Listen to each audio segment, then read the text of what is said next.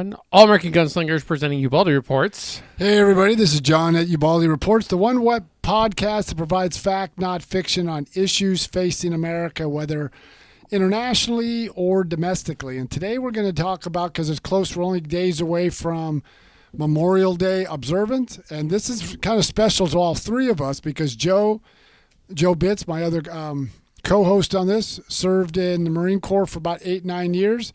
Combat Marine who was wounded in Iraq. I did 30 years in the Marines with 3 combat tours in Iraq and Afghanistan. And then we have Ray Krause, who served in the Marine Corps and retired from the Marine Corps. So we all kind of have, it kind of resonates with us. And as you talk to it, I mean, most people need to understand Memorial Day is different from the other veteran holidays. And that was, which we celebrated just days ago, which was Armed Forces Day, commemorates all those who are currently serving in the Armed Forces of the United States. Veterans Day, which comes in November, signifies to remember all veterans who had served in the military. But Memorial Day is something special. This commemorates and observes all those who gave the ultimate sacrifice for those who served our country. My first foray into combat was in Afghanistan in 2002, as I flew from Kandahar in southern Afghanistan to Bagram Air Force Base. Literally 3 feet from me was the remains of 3 Americans who were killed in a plane crash just days before I arrived. So that was my first foray into Afghanistan. And even in Iraq, I was there and I kept the programs, or the memorial programs, for all the veterans, the Marines and Army and other military personnel who were killed. There was like over 45. Some of them were like 6 in one day, one ceremony, who lost their lives in Afghanistan. So this kind of means something to me. I remember all my friends that didn't make it back. There was one friend in particular who I served with in Iraq, didn't make it back. Even though my brother didn't die in combat or didn't die in the service of his country, he's buried at the military cemetery outside of Sacramento. So I'm kind of pleased that they do, wreaths across America during the holiday season, and they put a flag at his final resting place. So it kind of just, I know I can't be there since I live out in Tampa, but it's nice to know that his final resting place, and all veterans graves are taking place. Do you think anything? It's just. Don't you think the recognition of it is a little bit? It's just as important as anything when it comes to like memorializing veterans and stuff like that. I just think this holiday is something special. We commemorate all these and remember all the veterans who served, and the veterans who are the military personnel who are currently serving. But Veterans Day is always something Memorial Day is always something special. These are people who gave the ultimate sacrifice. I mean, they gave everything, including their life, for the freedoms that we have. Now, in today's time frame, and I was on a radio show this morning, and I said we're talking about Memorial Day, how we observe it, but I remember I was on this program a couple weeks ago, and I mentioned that they had a national educational assessment, and they found out that only 13% of 8th graders are proficient in history and civics. So if we don't teach our children the history of the United States, the good, the bad, and the ugly, but when people don't even remember the past battles and the significance of those battles, if people remember the miniseries The Pacific, half of it was dealt from a book called The Old Breed at Peleliu in Okinawa by Eugene Sledge. He wrote a diary of his experiences there. Most people don't know what veterans did or what the significance of those battles are. And if we don't understand our own history, how do we move forward? And this, to me, it's just, all you have to do is, I tell everybody, if you go to Washington, D.C., I had a chance to go through Arlington Cemetery, and then just go to the Tomb of the Unknown Soldier. When the tomb guards walk back and forth, they do the presentations, they do the relieving of the guard, and just think that there's the remains of everybody from World War I all the way through Korea They had one for Vietnam, but then with the new technology, they were able to identify them. Think about what a family member goes through. You lose your loved one. We're seeing recently, because of technology, they found that they have the remains of those who were killed in the Pearl Harbor attack, and they buried some of the ones that were unnamed in this one grave at this memorial cemetery outside of, I think it's in outside Pearl Harbor. I can't think of exactly where. I think it's called the Punch Bowl Cemetery. And I remember you read the article, and I always go down, and they finally have the family members who are still alive, meaning like their cousins or the grandsons of their uncle's sister or brother, and they're like, it's really poignant because they always heard the story of their uncle or their cousin who died, and they're the only ones remaining who can know that he was finally put to rest, finally brought home. Mm-hmm. And just think about that. You never know what happened to your loved one or your relative. You just heard the stories, and then you were able to be alive, knowing that maybe your great grandfather wasn't able to be there or alive when their son came home. And we just need to remember, I mean, America is going through a crucial period right now where everybody's questioning what it is to be an American, or everybody is dismissing the history of the United States. We're not a perfect country.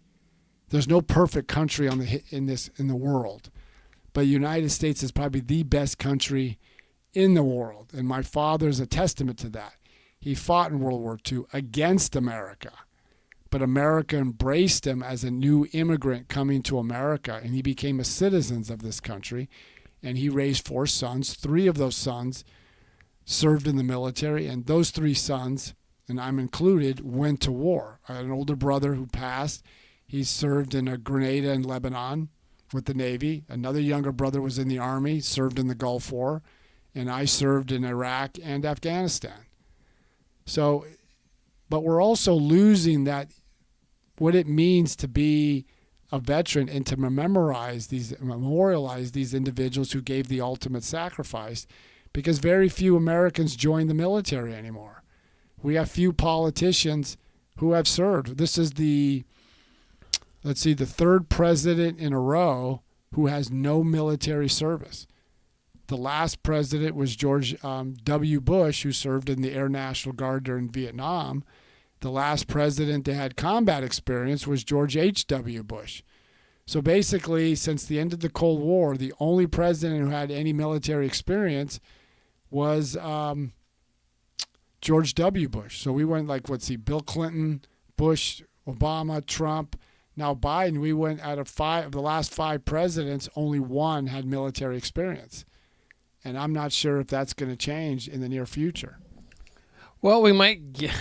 We can't. I don't know. We might have one coming up soon. Well, okay. Well, one just filed for. Okay, but what you're mentioning is Governor DeSantis of Florida is running for president. Yeah, Navy SEAL, right? No, I don't think he was a SEAL. I think he was Yeah, the Trident. No, he's got a SEAL Trident. Does he? Yeah. Okay, I wasn't sure. What he did. He might have been like the admin guy, but. But anyway, he served in a combat zone. So. Yeah. So far, those who have declared for president, nobody's got military experience except Ron DeSantis. So, and then on the Democratic side, obviously Joe Biden's never served, but Robert Kennedy Jr. has never served, and obviously the other one is Mary Wilkerson, I think her name is. Obviously, she hadn't served. So we're seeing fewer and fewer candidates running for president and those being elected who have military service. But I think that's going to change. I mean, we do have a few combat veterans in Congress. Correct. And it's going to eventually make its way to the Senate. So we have Rick Scott. He was in the Navy. You have Tom Cotton, who's a senator from Arkansas. He has military service, and he served in combat. I think he was in the infantry during the Iraq wars and stuff. So You got you're starting Dave to Crenshaw too. Dave Crenshaw, but I mean those who have the chance to run for president, it's fewer and fewer. And then you look at, I mean, take World War II. World War II ended in 1945, and by the time I enlisted in the Marines in 1982 and went to boot camp on December 7th, 1982, the World War II veterans were now hitting mandatory retirement. So when the World War II veterans came back from the war and they started going into the civilian workforce, within 2 years, half of all students at college were veterans. Then the military veterans permeated every phase of American society, from academia to the media to political life, business, even in sports.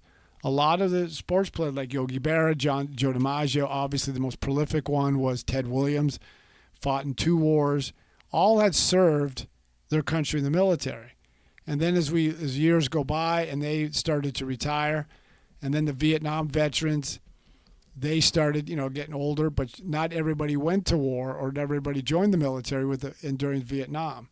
And now, like this war in Iraq and Afghanistan, the war on terror, the only ones who joined the military, since there was no draft, was just those who either who chose to join or were in the reserves or were already in the military. So how should people look at Memorial Day?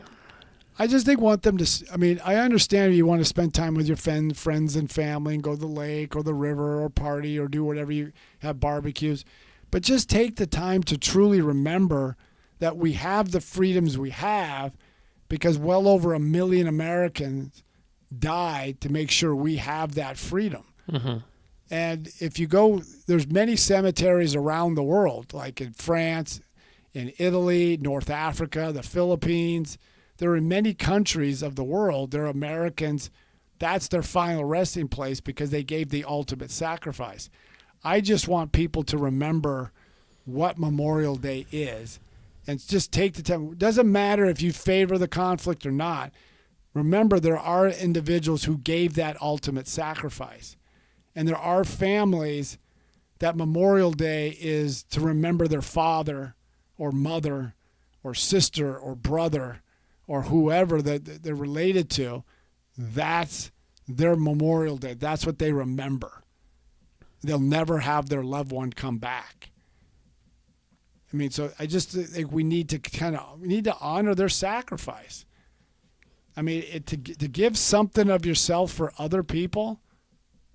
We have we're the freest country in the world. As much as people complain, I don't see boatloads of people going the other direction. I see millions trying to get here.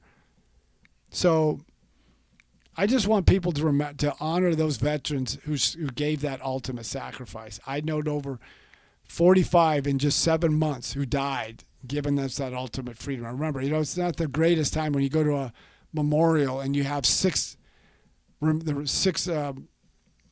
commemoration or memorial services, and some of these were as young as 18. Some were fathers. They're never going to be able to see their children. I just want them to remember that stuff. What about the ones that maybe succumb to their own demons after coming back from the war? And we also should remember those. I know a few of them. I know a few Marines who succumbed after the war. Demons tore them up, and I still remember. And I know it's a memory to memorialize those who gave the ultimate sacrifice. But I remember those veterans who died after the conflict. The demons tore them up. Or like my older brother, he didn't die in combat. He served his country, did about 8-9 years in the Navy, and he passed away through an accident. So I remember him on this Memorial Day. I look back I have a picture of his grave marker with the flag next to it. So I remember him, and I remember all my other friends who passed away that over the years. Some of my friends were older. We had a female sergeant who was in her 40s. She had some health issues. She just passed away. She served her country in Iraq.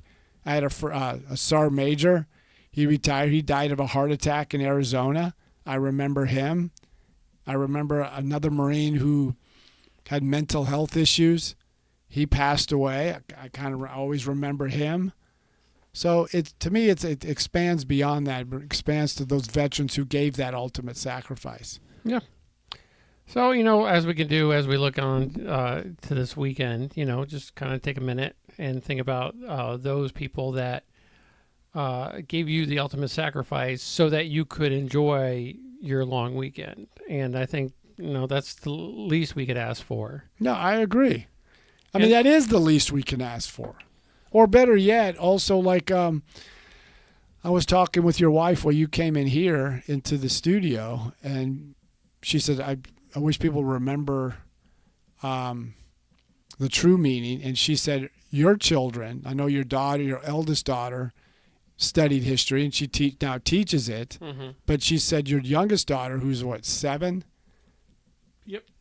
She knows history. She knows the rankings of the presidents. Your son is into history. Your wife's into history. It's just to kind of teach the history, the good, the bad, and the ugly, but teach the American history. So that's the way to honor the veterans who gave their life, is to teach history, to remember them, to understand what had happened. And that's just the least we can do. But we're not doing that well when only 13% of 8th graders know anything about American history or civics. And I bet you even adults, if they had to take the citizenship test, they would fail it. Because most Americans, and that even goes to our elected officials, they're pushing things, they don't know American history or the Constitution. And that's a sad state of affairs today. Yep. All right, John, why don't you go ahead and let them know how they can get a hold of you. You can get a hold of us by going to ubaldireports@gmail.com. That's ubaldireports@gmail.com. You can check us out on all the streaming sites. And Ubaldi Reports is spelled UBALDI Reports, REPORTS. We're at all the streaming sites. Check us out on all the social media platforms, Instagram, Facebook, YouTube, TikTok, obviously. So check us out. And again, remember and observe Memorial Day for what it is, and just truly honor those who gave that ultimate sacrifice.